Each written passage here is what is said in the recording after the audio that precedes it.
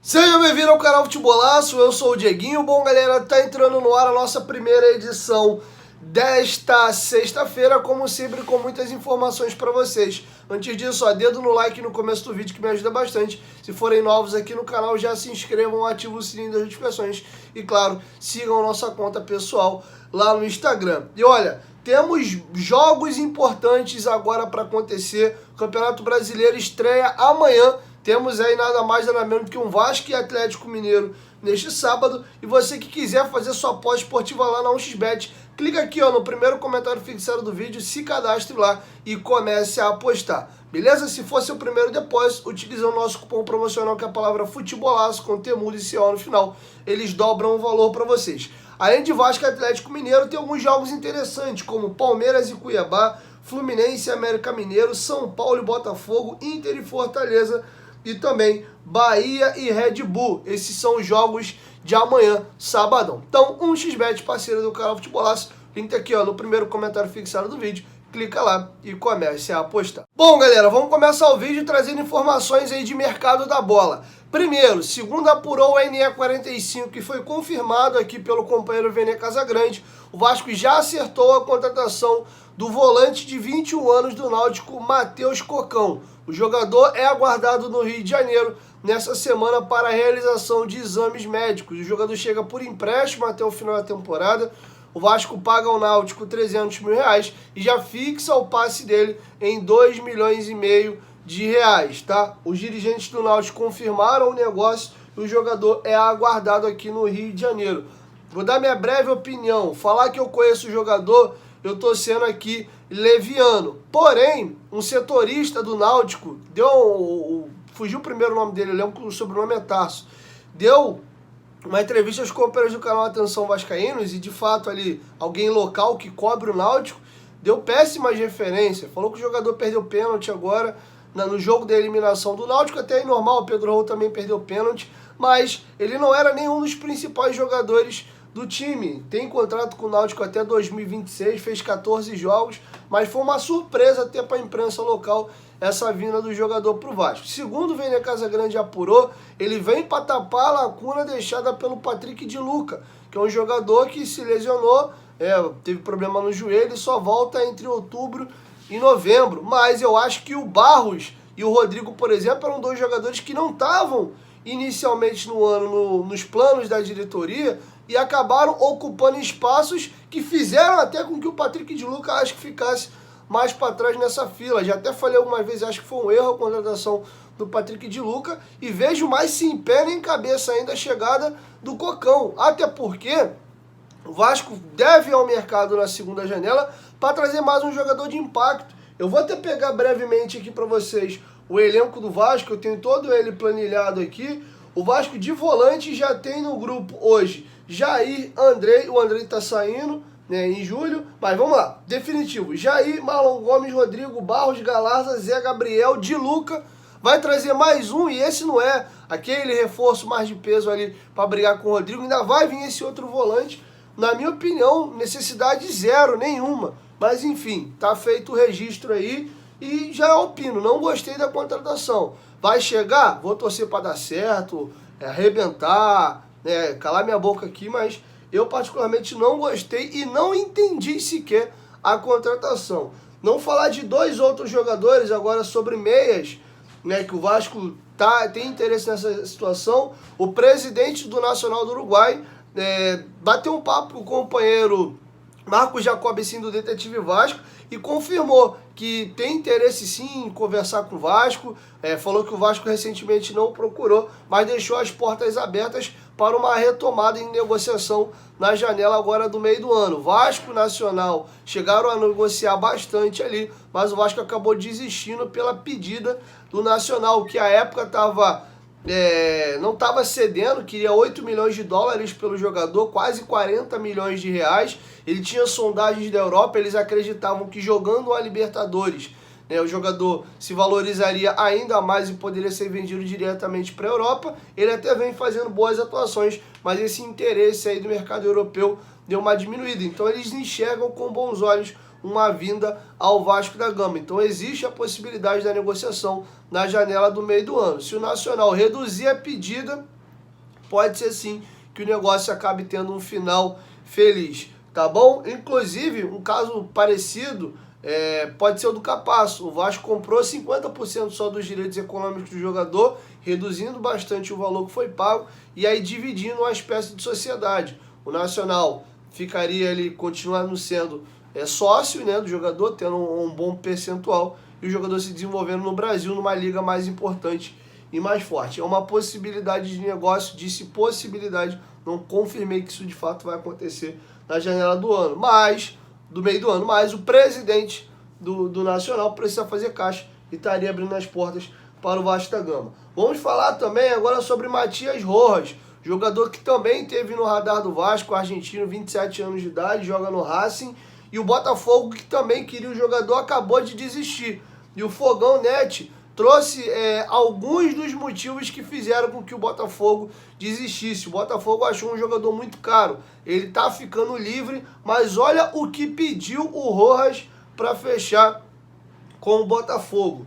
O jogador quer receber 4 milhões e meio de dólares por ano. O jogador quer receber 1,5 milhão de dólares por ano num contrato de 3 anos que dariam 4 milhões e meio de dólares. Você multiplica isso pela cotação de hoje, dão 22 milhões de reais livre de impostos, tá?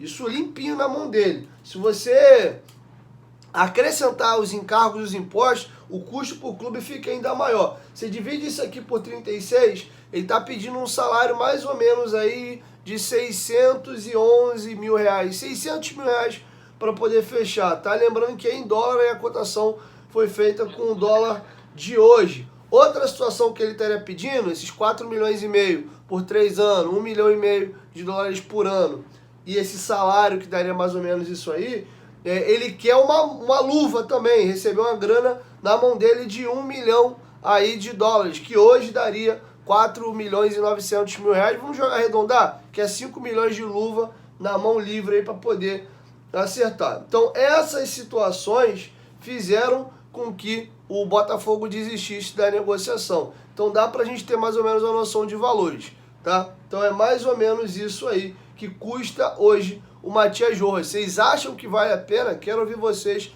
Deixa a opinião de vocês aqui embaixo nos comentários. É um jogador já de 27 anos de idade, é um bom jogador, mas não é um jogador que a gente consiga cravar de fato que vai chegar aqui no futebol brasileiro e vai arrebentar. Vem num bom momento, eu diria que é uma boa aposta. Não é um jogador que você tem a certeza absoluta de que ele vai te entregar. Agora, você faria uma boa aposta se comprometendo a pagar 22 milhões de reais de salário em 3 anos para um atleta, 5 milhões de luva? É uma discussão a ser feita. Ele é bom jogador, mas vale o que está se pedindo? Enfim, quero ouvir vocês.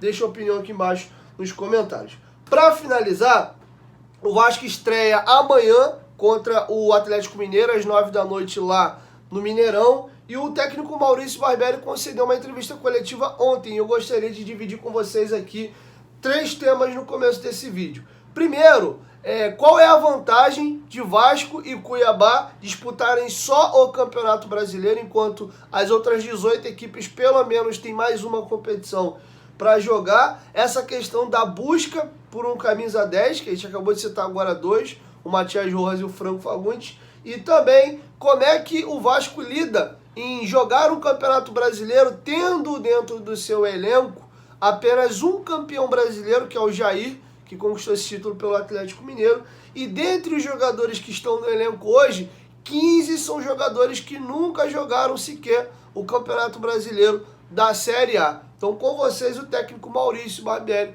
abordando esses temas. Eu acho que é possível que traga uma vantagem no sentido da gente conseguir ter um elenco mais descansado, vamos dizer assim, melhor recuperado entre as sequências dos jogos. Talvez no primeiro, segundo jogo isso não tenha um peso tão grande, mas com sequência Com certeza, à medida que os jogos vão passando e os adversários vão tendo sequências maiores de 5, 6 jogos, sem uma semana aberta, isso tende a trazer um desgaste, um peso importante, e a gente tem que saber usar isso a nosso favor, tentar manter a identidade de ser uma equipe intensa, agressiva, que propõe um jogo num ritmo elevado, e é possível que os adversários sintam isso em algum momento e a gente possa ter vantagem. Acho que o Paulo e o Luiz falaram bem, é uma posição que a gente vem buscando desde dezembro, desde que eu me apresentei. A ideia é que a gente tivesse conseguido achar esse nome, mas a gente não conseguiu por diversas razões. E a partir do momento que a gente não tem, eu preciso buscar soluções alternativas. O Alex é alguém que pode fazer essa função, ainda que com uma outra característica, mais próximo de um meio atacante do que de um meio organizador, né? E essas nomenclaturas a gente vai, enfim, trabalhando elas. Mas ele tem ocupado esse espaço. Eu acho que o Marlon pode fazer por característica também um pouquinho mais essa função. E a gente tem tentado encontrar soluções, como eu disse, sem essa peça neste momento no elenco, mas a gente continua procurando, não é mais possível para essa janela, porque já fechou, principalmente para chegadas internacionais, mas para frente a gente continua buscando, e eu acho que o ponto positivo disso é que a gente tem sido uma equipe que tem conseguido criar um grande número de chances, mesmo com a ausência desse jogador. Isso é fruto do trabalho dos jogadores, da organização que a gente conseguiu imprimir no grupo e no elenco. Se eu não me engano, saíram alguns números do campeonato e o Vasco foi a equipe que teve a maior expectativa de gol do campeonato. Eu não sei se vocês estão habituados a essa métrica, é uma métrica para medir desempenho, mas é uma métrica que fala sobre a qualidade das chances criadas, né? Então avalia quantos adversários tem na frente, qual é a posição, se a bola está em disputa, se não está em disputa, e o Vasco foi a equipe do campeonato que conseguiu ter os melhores números nessa métrica, ou seja, nós criamos boas chances, criamos chances de qualidade, faltou eficiência.